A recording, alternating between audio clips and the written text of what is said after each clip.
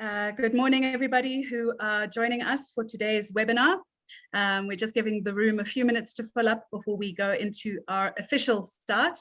But welcome to everybody who's joining us so far. It's good to see you. If you're in Joburg, we're having lovely weather today. I almost didn't turn the heater on in the office today. Cape Town, I think, is getting their winter. So if you're down on the Cape, you're getting a different kind of winter's day down there. Welcome everyone. Please will you introduce yourselves in the chat, letting us know who you are and where you're from so we can see who we're interacting with. It would be great if you look at the drop down menu. It currently says all panelists. If you can drop down and change that to all panelists and attendees, that means that everybody can interact with your chat. So I'm going to post a message to all panelists and attendees, and then you'll see how that works. There you go.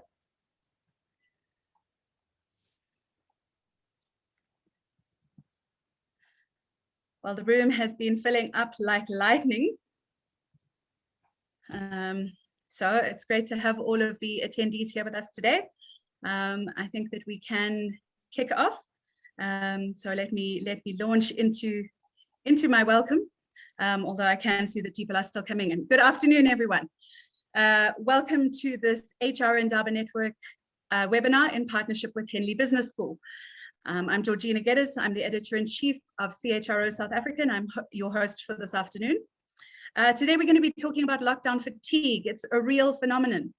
We've all been at this for a while now, and in South Africa, we've just entered into our third hard lockdown. It's really hard to find the energy levels to sustain motivation in these tough times. In that first year, although we were all scared, we were also motivated to make things work and keep things going, and to find new solutions for problems we'd never imagined we'd face. A year and a bit down the line, we just don't have the same energy for this. Are any businesses still having those funky hat Fridays? But the imperative to survive this, to keep our businesses going and our professional relationships intact, and to keep our staff safe, healthy, and happy are just as important now as it was last year. So to give us all a bit of a reset, I'm joined by three excellent speakers who will hopefully give us a bit of vuma to keep us fighting lockdown fatigue. First of all, we have Jon Foster-Pedley, the Dean of Henley Business School Africa, who will reveal findings from his interactions with businesses around the world. He'll be giving us 7 skills for HR leaders in 2021. We'll also be hearing from Paula Quinsee, relationship expert and author of 2 self-help guides on how to sustain positive professional relationships right now. And last but certainly not least, Mehnaaz Bux, a partner at Webber Wentzel and labor law specialist, who will unpack the legal incentive for sustaining safety measures in the workplace. So welcome to the three of you. And without any further ado, I would like to hand over to Jon, who's going to be telling us the 7 things that HR leaders need to know or do for this year. Can Paula and me and Mehnaaz, can we go off camera so that Jon can take the stage? Thank you very much. That's marvelous, Georgina. So now I have to find the right buttons to press to share my presentation. And then I have to hope this goes on to full screen properly. Can you? I'm just going to go out of that again because I think it's jumped a little. Let's try that. Let's have a look. Can you see that first slide there? Okay. It's all perfect, Jon. Yes. And if I move it, does it move? Yes. Ah, wonderful. So hello, everybody. Everything's doing what it should. I'm really pleased to be able to chat to you. I'm going to put my timer on so I have some sort of approximation of keeping to my time. You know, these sort of professional speakers like Paula, they've got an inner time clock that just clicks away and does it for them. But I value my iPhone. So I'd really like to share something quite quickly in 15 minutes about 7 skills for leaders in 2021. And my camera's a bit over here, so I'm just going to leave the camera there and I'll look to one side of it. Thank you. So this is really important. When we get to talk about dealing with COVID fatigue, I'd rather we handle that in questions. There's an awful lot going on about that now, which I'd love to engage with you on and share what we're doing. But anyway, so here are some skills I think are going to be important for HR leaders in 2021. 7 of them, here they are. One is make reality your friend and get off autopilot. Okay. The second one I think is big picture thinking.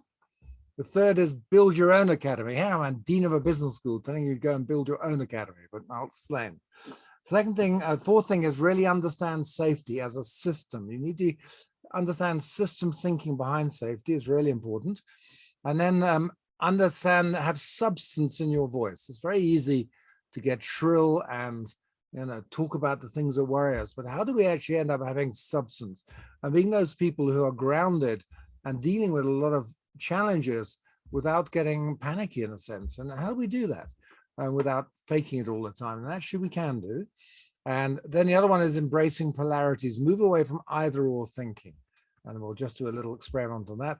And finally be normal. And I'll explain a little bit about that. So that's my thoughts about how to cope with what's going on now. So it's just an offering. And I fully believe in strong opinions, lightly held. So I'm quite happy to change my mind if you come up with a better argument. So let's go straight into the first one about making reality your friend. Okay. And I really like this saying because, we tend to think when people say be realistic, they're normally bringing you down. Oh, think of the worst thing. But realism is also about being visionary and being imaginative and having hope as well. That is part of reality. But you can't do that in a sort of Pollyannish dream way. We have to do it in a sensible way. Now, I used to be a pilot. And what you don't want is your pilots to be like the ones on your left. You don't want your pilots to be on autopilot, sleeping away while the machine drives itself. Even though you've got an autopilot, which is our habits, the way we're working, we've got to be observing our activities all the time. We have to be the monitor of all our own systems and what we're doing. Why are we just working on habit? Are we viewing what's around us and reinterpreting what's going on? Strong opinions, yes, lightly held. So when you get new data, you can change your mind, or new arguments. You can move into a richer understanding. So we've really got to monitor our habits, so we don't just go, glazed eyes into the future as a sort of automaton. Really important. And that's just a matter of practice and mindfulness and all those sort of disciplines we can do, having people check in on you and challenge you. We really believe in challenge at Henley. The other thing is conspiracy proof your mind as well. It's so easy to fall. We got the vaccine coming in now. There's so many videos and things about the dangers of vax. My wife's a doctor. It's very clear what the science is. There are a few, 4 in a million, 8 in a million, or whatever it is, problems with some of the vaccine, but they're far less than the consequences by factors of 10, 100, 1,000 than the consequence of disease. So we have to really monitor your mind and don't get pulled into these conspiracy ways of thinking. They're very alluring for the mind. There's something about the way we construct it we just love. When we don't understand something, we have to create a reason. And it's normally a reason about somebody's done something evil. There's a thing called Hanlon's rule, which is that often things aren't because people are plotting an evil, simply due to it's just due to incompetence and disorganization. So conspiracy proof your mind, really important. Okay, the next one, big picture thinking. It's very easy to be looking down our feet, seeing 1,000,001 things or looking at 1,000 symptoms, but how do we get up and see what the big pattern is? And I did some research on this, and I've got 4 offerings here that I think may help you. And I'm not saying they're right, but they're just a suggestion. I think there's 4 elements to big picture thinking that you can train. The first one is we need to learn to be detached. We have to have emotional control. We have to be dispassionate rather than passionate. Now, a lot of us fight against that. Oh no, I'm losing my soul. Everyone's so cold. But to see the big picture, a lot of fears come up and we can respond to the fears. You've got to actually challenge your fears and see what's in front of you, even though it frightens you. That's important. The second thing on the right-hand part of that Venn diagram in front of you is systems thinking. We need to think systemically, not you look at the units, this, and this. We have to look at how they influence each other, how 4 or 5 things influence each other. So we see this system.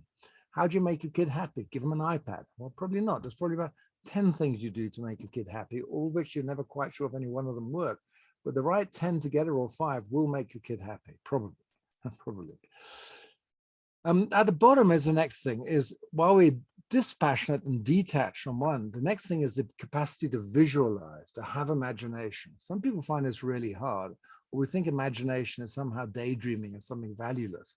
It really isn't. The capacity to go beyond your logic and just detach what's chattering and see what the big picture might look like. Let your intuition pattern insights. It's really important.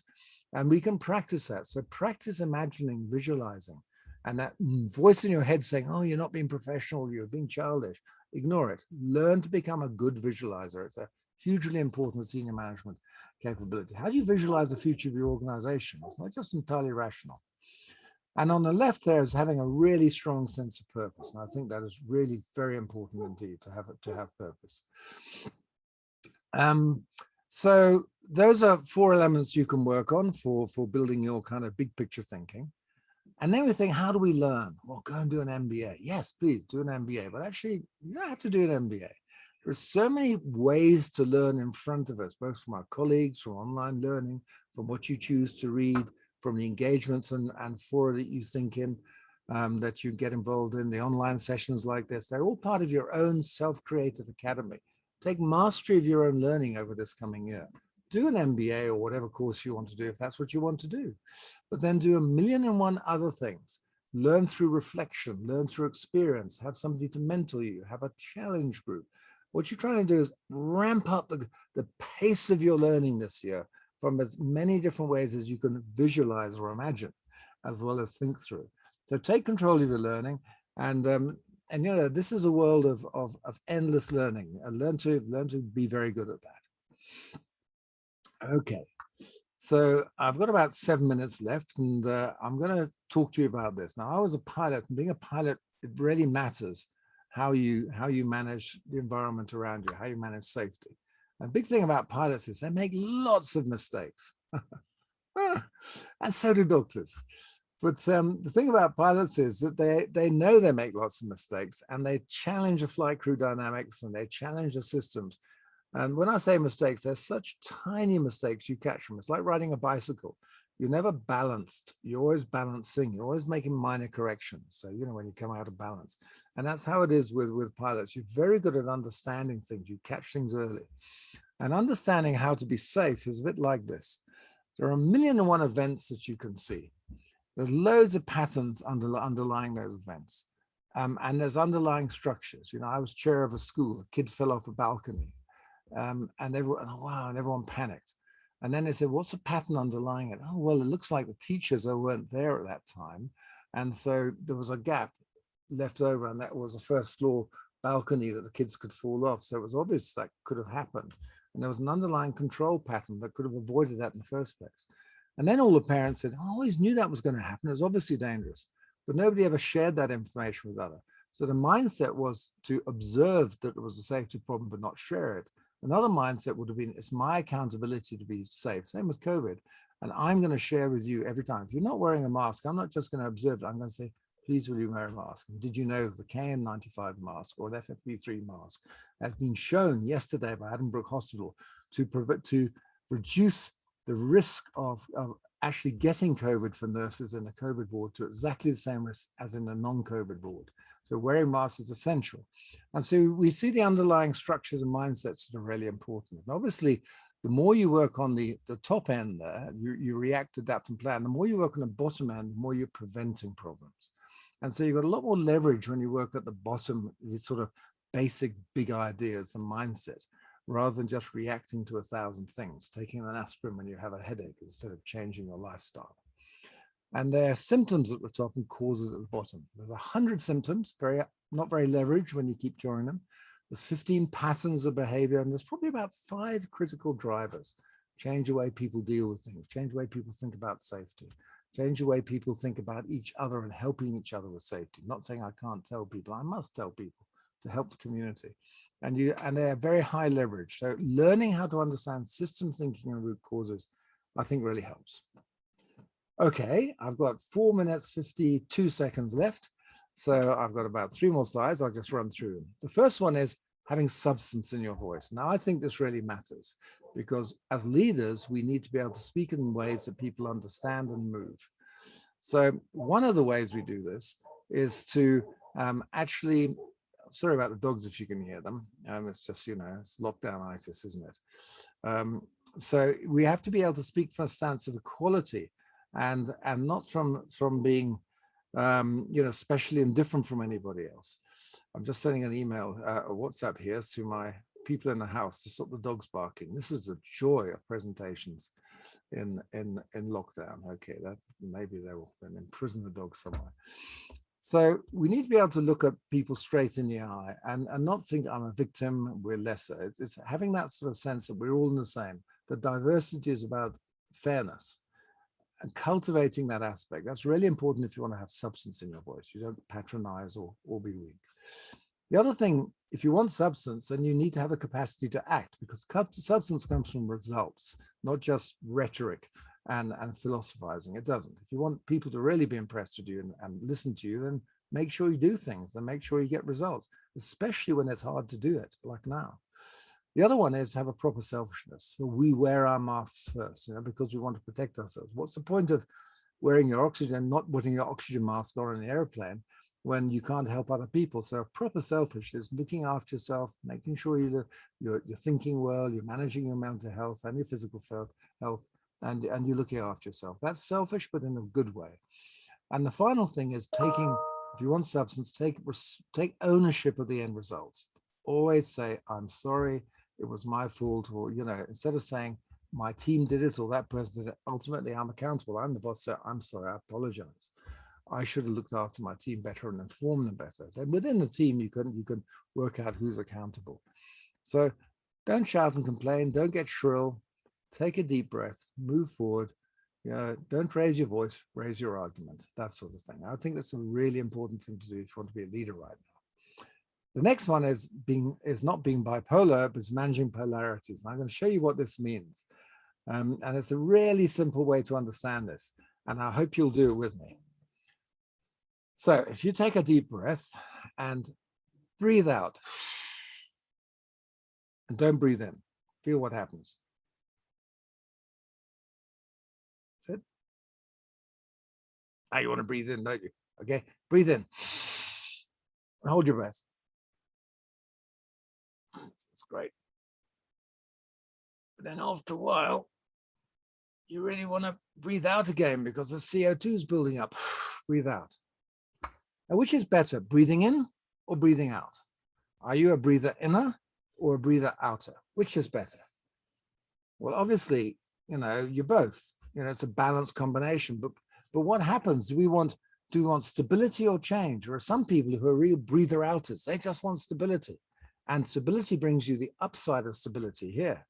But you get the downside of stability, which is stagnation. Like you've breathed out. Oh, gosh, I haven't got any oxygen. I now desperately need oxygen. Oh, I breathe in new energy, new passion, new direction. Great. But then you hold your breath too long and you lose it all. It all becomes random and crazy. And the CO2 builds up and you have to breathe out again. So it's like that. So don't be a breather in it. If you're a breather in it, if you like stability, you'll only be looking at the downside of change. If you don't watch out, you'll see the negative. If you love change and new energy and somebody talks about stability, you won't see the top side here, you'll see the bottom side. So understand that everything is a dynamic balance. Don't think in polarities, think in and both. Dynamic balances between things. It's a really great thing to cultivate. Okay. And my last minute, I'm going to talk about this, which is being normal. In Denmark, they have a thing called a Law of Yante. And it means this: when you walk into a room, you don't feel better than the people in a room. That I cannot be better than you. You are the. If you think of the 150, 200 people who are listening now, how can I be better than you, all of you? How can you be better than all of us? And we can't, of course. So that the collective, if you could connect all the insights of everyone into a sort of cyber brain there, imagine how wise and brilliant that brain would be. So as leaders, convening people, we're trying to connect insights of our team rather than creating these exceptional leaders. So I cannot be greater than you. So in fact, I am part of you. And that is my minute, just signing out. So look up the Law of Yante and practice being normal. Stop trying to be exceptional. I know you're going to hate this. Don't be exceptional. And cultivate the fact that the normal human brain, normal human being has everything we need. The more we're trying to stand out and be special, I'm not saying don't do good work. The more I want to be better than you, the less I'm able to access your wisdom, we can work collectively. Great leaders work in the collective. They move them forward and they stimulate and create other great leaders. Thank you very much for listening.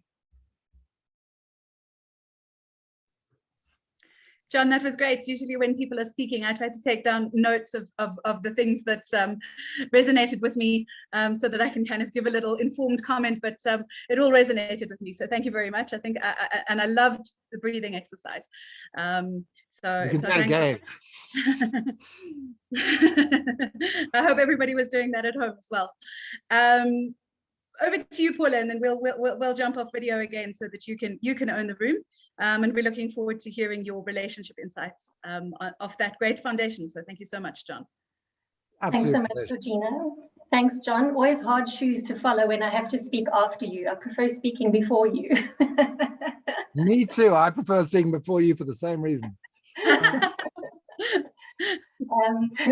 Welcome, everybody, and it's great to be here today. And I'm going to be sharing some insights around relationship fatigue. Now, first of all, when we hear the word relationship, we automatically default to thinking romantic relationships. We don't think about relationships in the workplace. And that's kind of because we use different terminology, different jargon in the workplace. We use things like team member or team player, we employees, corporate culture, values, that kind of thing. But at the end of the day, a relationship is purely relating. How am I relating, responding, reacting to people in my space and or the situation, the environment? So I'm going to be talking about two aspects of relationships today. One in terms of the organization perspective and one from an employee perspective. So when it comes to relationship fatigue, what are some of the things that contribute to a fatigue and what we're really seeing now because of the pandemic? A big thing that's our new concern or should be our new concern is burnout. A lot of organizations and employees are concerned about burnout and experiencing burnout. And there's three levels or three aspects to burnout. One is exhaustion, that I'm completely overextended. And we're seeing this because of the online back-to-back meetings that we're involved in all the time. And we're seeing it because our personal and our work hours are being blurred. And that there's no boundaries, there's no definitive start and stop to our working day. And in the past, that used to be signaled by us getting up and commuting and going to work. And going to work and coming home from work gave us that boundary. Whereas now we've almost lost that. It's because it's easier to walk from the kitchen, the bedroom, the dining room to wherever our workspace or workstation is, depending on what your home situation, your home environment is. So definitely exhaustion is a big one that we're seeing, and burnout is the biggest concern right now in terms of employees going forward. Cynicism, so a toxic negative environment, and that doesn't necessarily mean corporate culture itself. It can be, but it can also mean from a team perspective, either the team collective as a whole, particular individuals in the team environment, and or from a leadership perspective.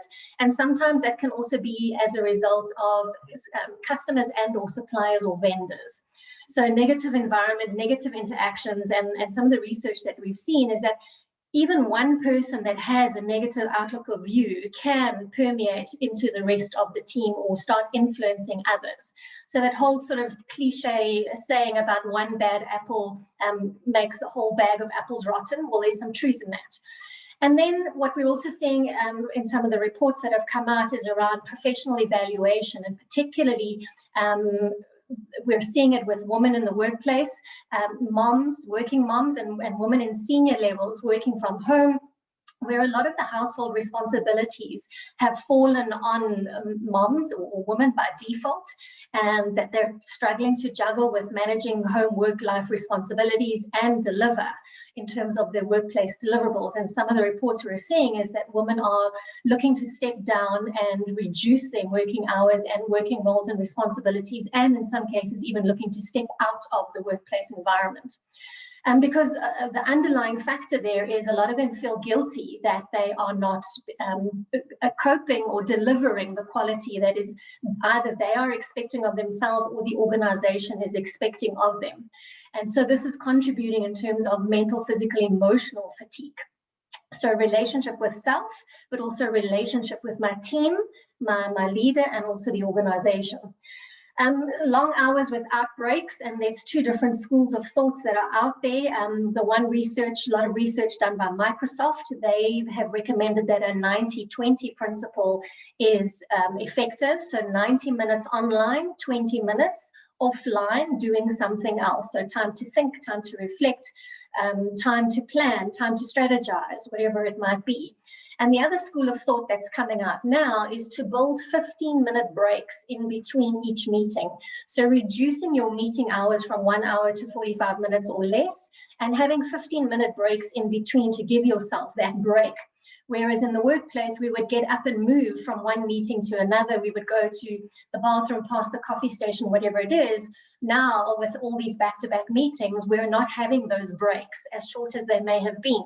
So we need to be intentional about creating those breaks by implementing those boundaries.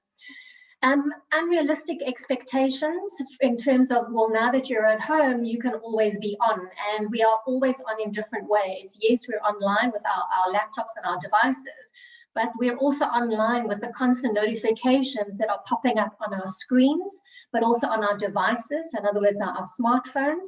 Even when we've walked away from our desktops, we're still connected, we're still online, and a lot of people have that need that when they see a notification or an email coming through, I quickly need to respond to this, I quickly need to answer this message or this WhatsApp or whatever it might be. And that's contributing to fatigue as well, because we are always on, we are always connected. We don't have enough downtime. And then not feeling valued or appreciated from an individual level, and this could be from the organization as a whole, but also from a leader, manager, and a team perspective. So my contribution is not being valued, my quality of work is not being valued, the extra mile that I'm going to, or the circumstances that I'm having to operate underneath is coming through as not feeling valued. And then a toxic culture, and this is what we're seeing in a number of different ways. So very topical over the last couple of months has been monitoring software, and how legal and ethical is it, and why are companies using monitoring software to monitor if their staff are online and that they actually are working and that they're not surfing Facebook or internet or whatever it might be. Also micromanaging. A lot of organizations or managers weren't necessarily ready or equipped or intentional about how to manage remotely and in a virtual space. So some have resorted to micromanaging traits and behaviors, and this is causing conflict and confrontation, which does contribute to relationship fatigue. Fatigue as in I'm becoming disengaged, I'm becoming disillusioned, and therefore I am not contributing or being proactive or taking initiative and giving of my best, working at my optimum. And then also around lack of support and support systems in different ways. The very basic is lack of access to resources. So home offices is a big thing, and access to information, so systems and processes and policies and documentation and databases and online places where we can get access to, but also people. Because we're all in back-to-back meetings, maybe I need to bounce ideas off my manager, I need to get in touch with my manager or one of my colleagues, but I just can't get hold of them, they're not replying to my messages, or they're not coming back to me quickly enough, they only come back to me the next day, whatever it might be, and that is also contributing to the fatigue that we're experiencing. Job insecurity, and there's a lot of instability going around at the moment with just the environment. Right now, we're seeing it with a third wave. The last couple of weeks, there's been a definite lull in our organizations, in the workplace, in the environment, in the world at large, as everybody's adopted a bit of a hesitant watch and see what's going to happen, how's it going to affect us. And then obviously with Sunday night, with the lockdown restrictions, it's like, okay, these are the parameters that we now have to work within. So how do we now kind of get back on track and work within those confines as opposed to what we had before? And is it potentially going to be extended again because we've experienced this before and it's our frame of reference, it's our benchmark that we work from? And then with that comes financial insecurity. And when we start talking to employees at a very basic level, that financial security, job security, we go down Maslow's hierarchy. And when our basic survival skills are being threatened, that can also cause a lot of anxiety, and stress is one of the biggest factors and contributors to mental health challenges and sick days. And pre-COVID, the corporate industry used to spend 3 billion plus rand a year per annum on sick days or wellness and health and wellness incidences or situations in the workplace. And that the estimate now is that it's probably doubled with COVID. And then lone working. So lone working being, I'm a single person, I live at home alone and I have no one around me. So that loss of interaction and connection and human connection. People that are from a geographical perspective. So let's say that majority of your company or organization is in the Gauteng province and 1 or 2 people are in the Cape or in KwaZulu-Natal, that geographical. So you almost feel like the outsider or the poor distant cousin. And then from a role point of view, your role itself may require you to work on your own quite a lot. So let's say, for example, you're a computer developer or data analyst or something like that, and you have very little interaction because of the nature of your role. So lone working can also contribute to feeling fatigued. And fatigued, as I said, can be mental, it can be physical, it can be emotional, and also just from an energy level perspective and feeling creative and innovative and inspired and being able to be proactive. And so we've seen this contributing to real health issues in terms of disruption to our personal space and our personal lives. So having to work from home, there's a lot of distractions that's happening around us in terms of our home environment. So like Jon's example just now with the dogs that were barking, we've had to learn to work within that and work around it and do the best that we can. There's also a lot of distractions and disruptions that are happening on the screen. And our brains were not wired to be constantly online and constantly distracted. So it's being referred to as the popcorn brain. That foggy fatigued feeling, so the digital fatigue, it's a real thing because I'm constantly having to change the focus and my attention to everything that's happening around me. And we are finding that we're being overstimulated in a lot of instances. So that's just setting the scene in terms of what's contributing to relationship fatigue from an organization point of view, from an individual perspective. So going forward, how do we build and sustain this productivity? And the big thing that's coming out now is called what's being referred to as psychological safety, but it's also known as emotional safety at an individual level, at a team level, and at an organizational level. And how do we build that going forward? And so the big thing right now, and in fact, I'm happy to share the results with you. I've just been doing a poll on LinkedIn and on Twitter in terms of what is one of the biggest barriers, one of the biggest barriers to having effective relationships in the workplace. And the biggest thing that's coming out right now is the absence of trust. When people don't feel like they're being trusted, so this talks to the monitoring of people's activities online. It's also talking to micromanaging. It's talking to all of those things. I can't trust my teammates to deliver. I can't trust my leader or manager. I don't feel supported. I don't feel valued by the organization, etc. It talks to all of those things. And so that's the other big thing that's coming out at the moment. So communication is a big thing in relationships. Communication equals connection. Connection equals relational safety. So the space between two people, personal or professional, it doesn't matter, is the space where we relate and respond and react. How are we building that emotional safety? So communication equals connection. Connection equals quality and health of relationships. And that is by the quality and the health of the communication that we're having, which do I feel safe and can I trust this space and this person or persons? So I keep saying to all the people and companies that I work with, you cannot over communicate right now in terms of where the organization is going, what the strategy is, what you're working on, even if you don't have all the answers. And that's what Jon alluded to earlier in terms of being real and being human. You don't have to have all the answers, but at least let people know what's going on. Even if you don't have the answers, and say, we don't have the answers, but right now this is the course of the direction that we're going in, and we want you to come on board with us, and this is what we're able to share with you right now. And as we reassess and review, so will we re-communicate with you. So keep people in the picture all the time, because that helps them feel like they are connected, their input is being valued, they are being appreciated as employees, that you're including them in all the steps along the way. Helping them understand how their job and their role now rolls up and contributes to the bigger picture, and how are they being measured by that. Right now, a lot of companies are grappling around how do we measure productivity versus output? What metrics do we use? What contributes to output? And how do we incorporate that as part of our hybrid working models going forward?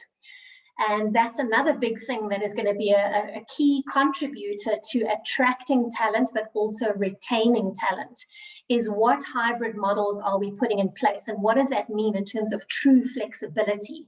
Another study that's just come out is 65% of employees said that they will continue to stay with an environment or corporate where there is flexibility. In other words, they are given the choice as to when they can work and where they can work from. So if they want to choose to be in the office 2-3 days a week, that's great. Let them choose when. But if we are required to be in the office on specific days, we need to be intentional that those days are around the human component, that we are coming together to communicate, to brainstorm, to reflect, to problem solve, to engage. Because if I'm going to commute to the office to just sit in the office and work behind my laptop like I'm doing at home, then what's the point to it all? So we need to be very intentional about using both online and offline places and platforms in terms of how we're going to engage on a relational level.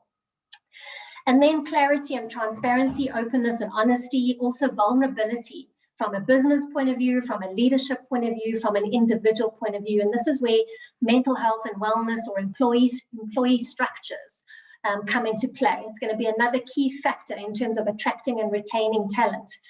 People are going to be looking to how serious are you about my well-being, and what structures have you put in place for me? How is that being communicated and being kept top of mind? And how am I able to access these resources without being made to feel guilty in the process? And being able to put down healthy boundaries, both from an organization point of view, but also from an individual perspective. Being able to push back and say no. Being aware of schedule clashes.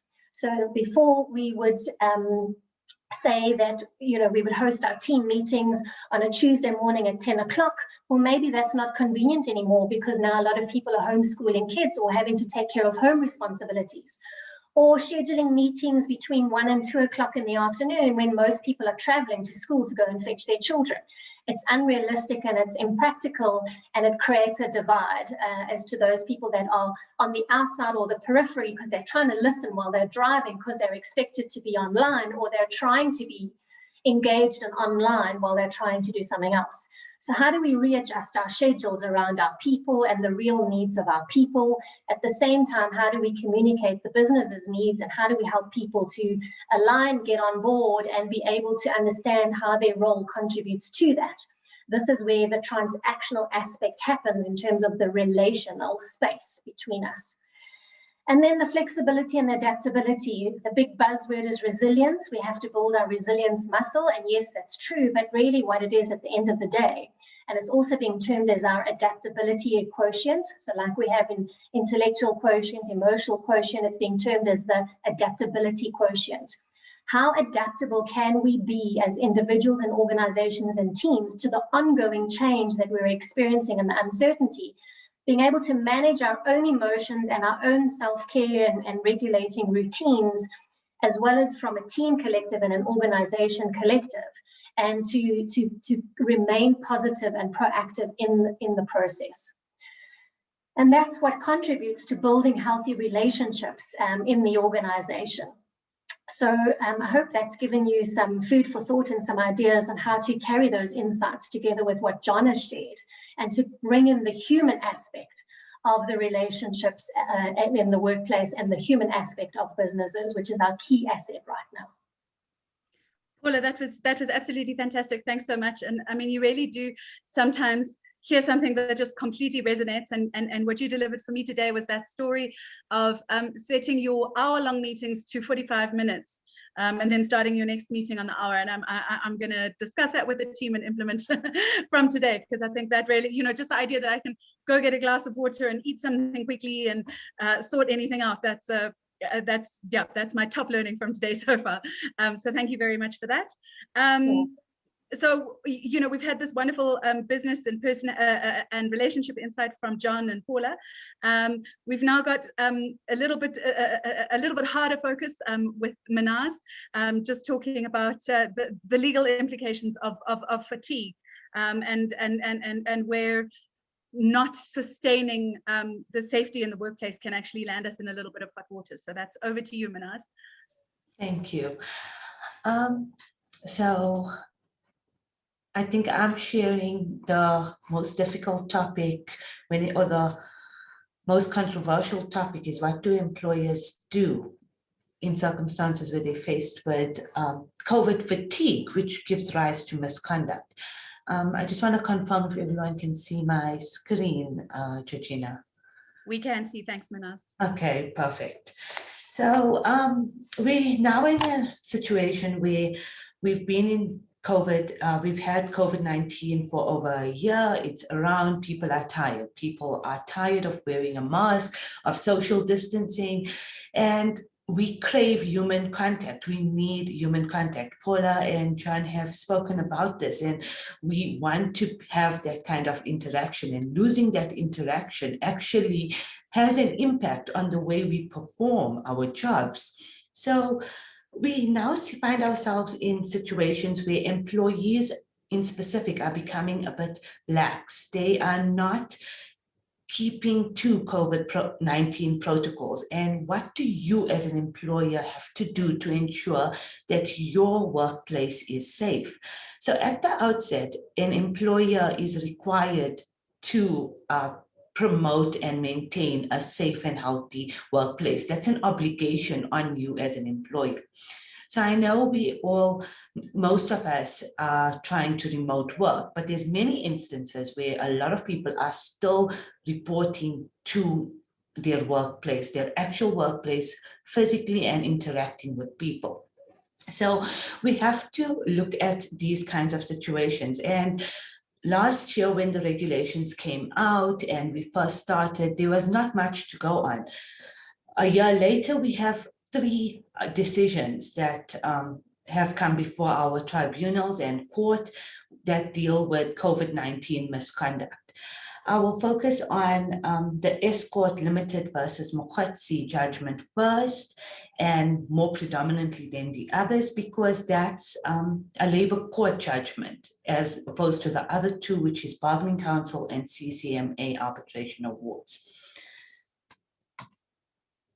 Interestingly, before I get into the facts of this case, is all 3 of these cases, the misconduct stemmed from August 2020. So it all happened in the same month. And if you look at the pattern, it seems like everyone got tired around the same point.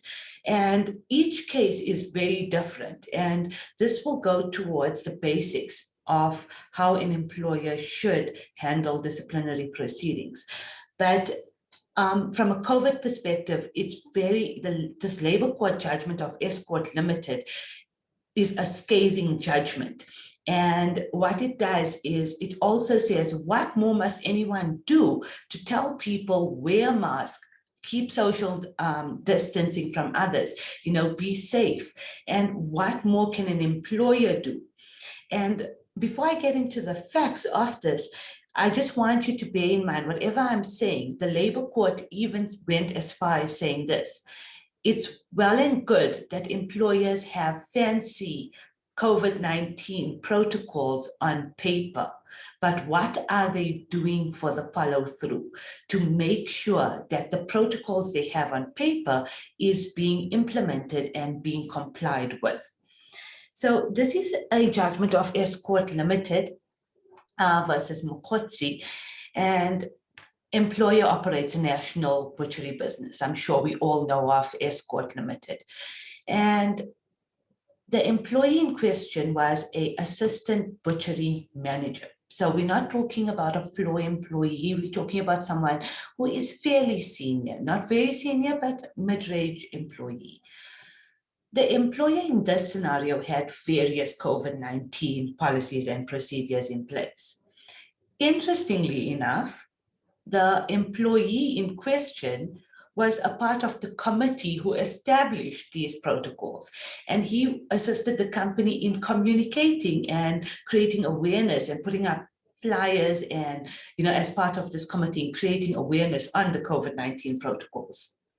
So this employee traveled with another employee to and from work, as in like a carpool in a private vehicle.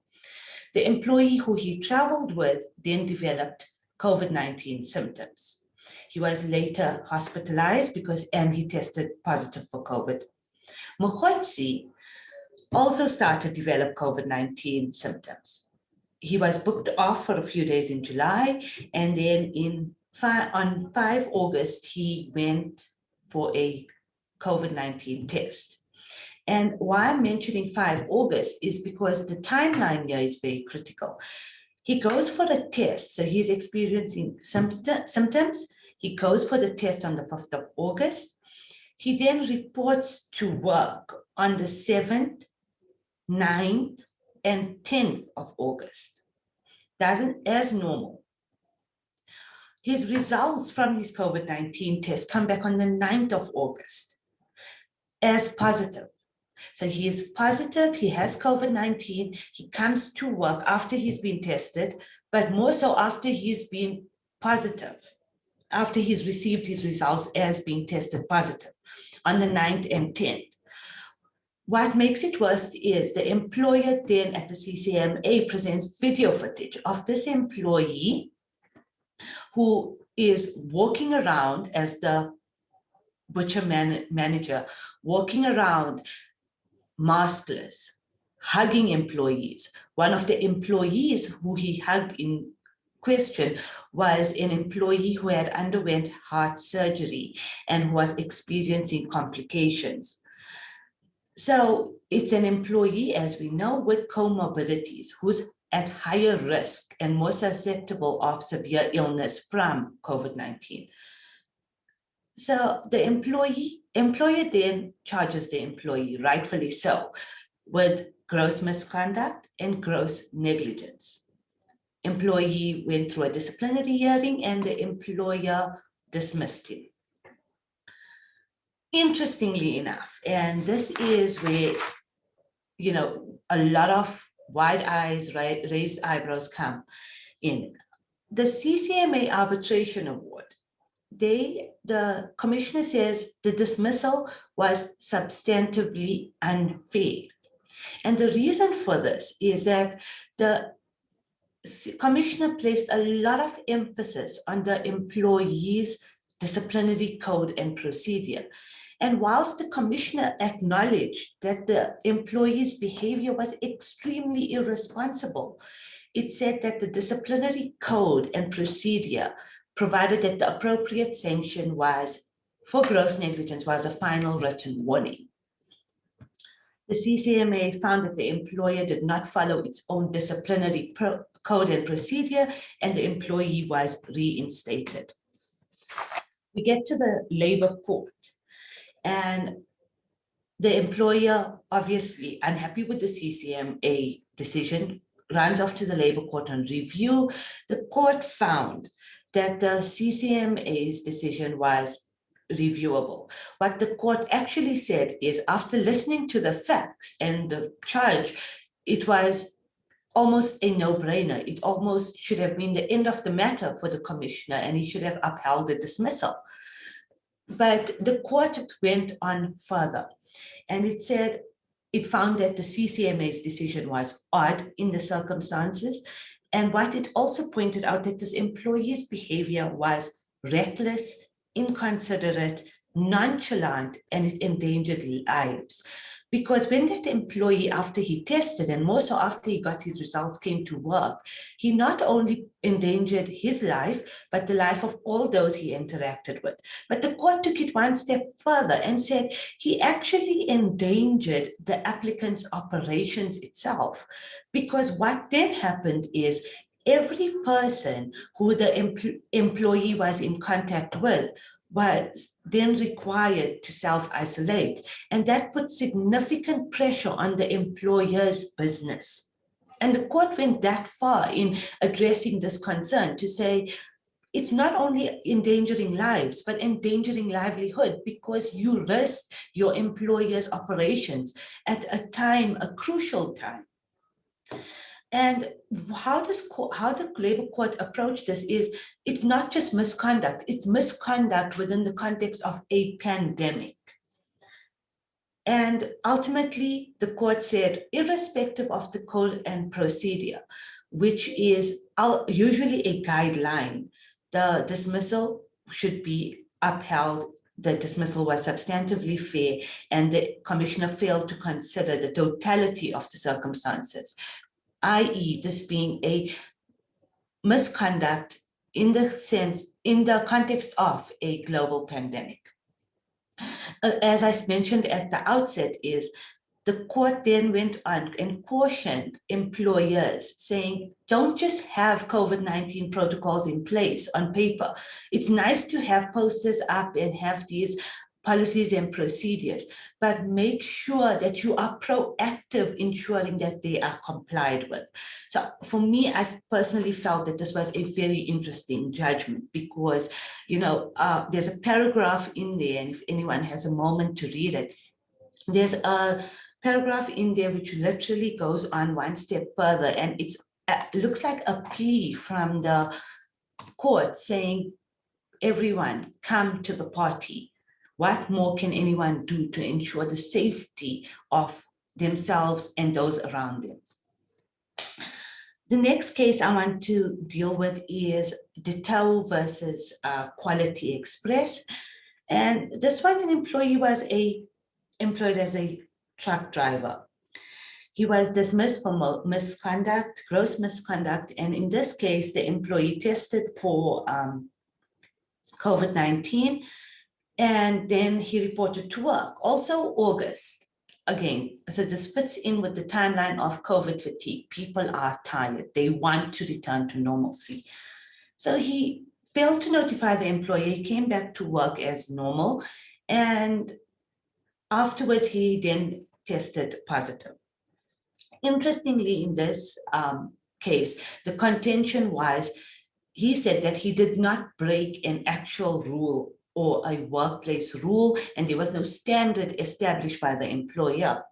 The employer at the CCMA, or the bargaining council in this matter, said, we agree, we concede that we do not have a formal COVID-19 protocol in place. There's no rule or standard operating procedure, but we've done our fair share in discussing with staff, putting up flyers, having pre-screening when you enter. And this employee in question can't say there was no rule, because previously, about 2 months prior, he actually isolated for 10 days. So on his own version, he's aware of COVID-19 protocols. And the bargaining council in this matter said, even though there was no written rule or policy, which would have been much easier for the employer to prove its case, but we are living in a pandemic, you know, we have awareness all around us. And considering the dangers of this, we can no longer, and an employee can no longer hide behind ignorance. And what the bargaining council did was that it upheld the dismissal. There's been no movement in this case since this award was made available. So I'm not sure if at this stage it has gone to the Labour Court on review. The last case I want to deal with is also a NUMSA on behalf of Manike versus Wenzani Consulting. And the employee here was dismissed for failing to wear a face mask. And this was a semi-skilled rigger. He was dismissed. He was on the phone. The person couldn't hear him. He pulled down his mask and he had the conversation whilst walking around the workplace. The employer seen him. The employer ultimately held a disciplinary hearing and he was dismissed. It went to the CCMA, but the commissioner here accepted that not wearing a mask was risky. But however, the commissioner found that the dismissal was unfair. and that dismissal was too hard a sanction and the employee was reinstated. What is of significance in this case, and I think from the previous case to create the distinction, is the previous case had an element of dishonesty. This one is more of a gross negligence, but also this one was unopposed. The employer didn't put any version forward before the CCMA. All that came before the CCMA was this employee giving his version, showing remorse, saying, I'm sorry, saying I didn't know, saying there was no rules in place. So had the employer actually come on board and opposed this case at the CCMA, I think we might have come up with a different decision. I cannot be certain, but I think that would be one of the things that we need to consider. So what is the takeaways from these? I think as employers, we all need to ensure that we have COVID-19 protocols in place, and we take it one step further to ensure that we have mechanisms in place to ensure that they are being complied with. Our courts are now looking at employer and employee conduct. So you can't be one of those employers who have a policy and then you do nothing about it. You have to be proactive in ensuring compliance.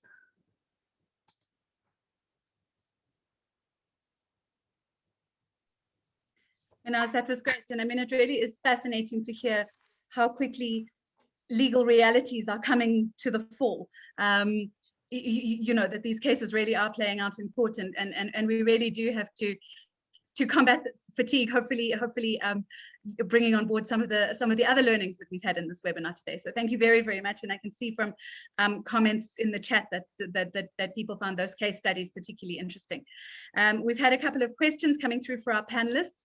Suvesh, he's also my neighbor. Hi, Suvesh. Says there was a recent New York Times article saying that there's no evidence that face-to-face or offline interactions foster innovation. What are your thoughts on this? Do you think that more companies will come to this conclusion? Do you think this is also true in a learning scenario? So no evidence that face-to-face or office interactions foster innovation. I think that would be good for both Jon and Paula. So let's hit Jon up first, and then we'll move over. Mute. We had to have our mute moment, Jon. I do this every day, about 4 times, 461 days. My learning. It's a great question, and I think if you think about it, it's hard to say that it does or it doesn't. You know, it depends. I mean, you can remember face-to-face interactions that have really helped you be innovative. If you've got somebody who's really angry looking at you, you're not going to be innovative. If you've got a face-to-face interaction with a whole different tone, where somebody is engaging and open, then you're going to be innovative. So it really depends on the vibe of the office environment. I don't think that's necessarily the only variable. But to think that, you know, that face-to-face interactions create innovation and non-face-to-face ones don't, I think that's a binary. It goes back to my thing about polarities, not either or, it's an and both. So I think that if you manage the face-to-face interaction or the virtual ones well, you can easily get innovative outcomes, or the opposite. If you put, sometimes part of innovation is being on your own. You need to retreat, makes sense. You might argue that the first stage of the innovation is to get all the different ideas, and it's like that U theory. You fill yourself up of Otto Scharmer. You fill yourself up with all these ideas to break your kind of, until your brain is spinning, and then you retreat to those quiet moments where there's sort of quiet brain, this sort of subliminal brain, you know, the harebrained tortoise mind, that starts patterning for you. And then these insights start emerging when you're walking or showering, whatever. And then they come from somewhere. And then you need solitude. And then when you start playing with it, you need to come back together again with people. So I think it all depends on how you intelligently use each medium for me. Great. And now, Paula, your insights? I think for me, it comes back to the basics of we are wired for connection. We are social creatures. And there were some studies that were done long before COVID came out on, it's called the looming loneliness epidemic. It was done in Australia, UK, and the US. And what they found from that research was that the impact of chronic loneliness on our immune systems was equivalent to smoking 15 cigarettes a day. making it much more severe than other diseases like obesity. So I think it's more around, yes, we need connection. Yes, we also like time alone and quiet time, depending on your preference and your preferred way of operating and working. But I think it comes down to more the quality of the interactions, because you can have lots of people around you and still feel lonely and alone. It's more around fulfilling and rewarding interactions. And if you're coming into the workplace, how do you create those spaces to have meaningful interactions? Because relationships, personal and professional, provide a source of a structure of support that give us a sense of identity, a sense of belonging, and a sense of feeling valued and appreciated. So if you can incorporate those basic factors, those human factors in your interactions going forward, doesn't have to be, we don't have to go into work just for that, but you need to have snippets and pockets of that, both in person and online, and find a balance that works for you and your people. Okay, that's fantastic. Thanks so much, Paula. And we're out of time, but I did just get one for Mehnaaz, which I just wanted to just quickly address to her, also from Suvesh, which is, what is the onus of disclosure with regard to COVID status versus the right to privacy? Which is a question I've also been interested, not just in terms of COVID, but in terms of comorbidities, when you have to, for instance, if you have diabetes and you want to not come into the office for that reason on top of COVID. At the same time, I know you're not required to disclose medical conditions, so that's quite an interesting one. Can you do it in a minute or less? Sure, I'll try. I think, firstly, I think that goes more to a health and safety aspect, and we've got a lot of OSH, occupational health and safety practitioners who deal with that directly.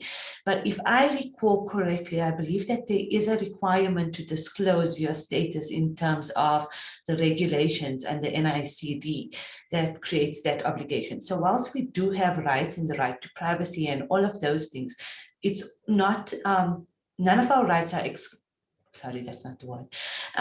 None of, they aren't without limitations. So in certain circumstances, there has to be limitations to it. So I think the legislation requires that disclosure. I can double check and I can post a answer for you once we go offline. Thanks very much, Mehnaaz. Thank you very much to all of our panelists. You were fantastic. It was such a contentful webinar. We haven't had too much time for questions at the end. But what we will do is that everyone who's asked a question, we've got a note of it, and we will link you up. We have your email address from registration. We'll link you up with a relevant speaker post-webinar to get your question answered. Sorry, John, a little bit extra homework for you. I'll delegate. Thank you very much. Sorry? I'll delegate. Excellent. Thank you everyone very much. Thanks to our panelists. You were absolutely fantastic. I can see from the chat that people really felt that they gained a lot of value here today. We will share the recording so you can revisit the great learnings. But just thanks once again, panelists, audience. It's been great. Have a fantastic afternoon. Thank you. Thank you, everyone. Bye. Thank you, and thank you, Thanks, everyone. Georgina. Bye. Pleasure. Cheers.